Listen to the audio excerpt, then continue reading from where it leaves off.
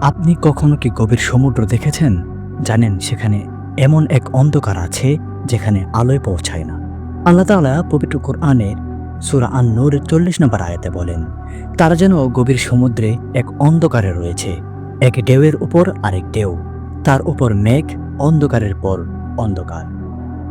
আজ বিজ্ঞান কি বলে? সমুদ্রের ২০০ মিটার নিচ থেকে সূর্যের আলো আর প্রবেশ করতে পারে না। আরও গভীরে গেলে সেখানে একের পর এক ঢেউ চলে।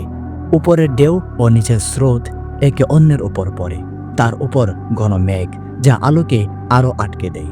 কোরআনের এই আয়াতে বলা অন্ধকারের পর অন্ধকার, এটি একসময় অবিশ্বাসীরা কল্পনাও করতে পারত না, কিন্তু আজ বিজ্ঞান সে কথাই প্রমাণ করছে।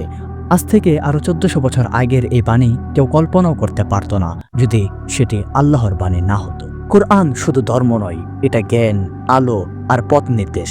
হে আল্লাহ, আমাদেরকে কোরআনের আলো বুঝে গ্রহণ করার তৌফিক দাও। আমিন। সবাই চ্যানেলটিকে সাবস্ক্রাইব করে রাখুন যেন পরবর্তী পর্ব মিস না হয়। সকলকে অসংখ্য ধন্যবাদ। আসসালামু আলাইকুম।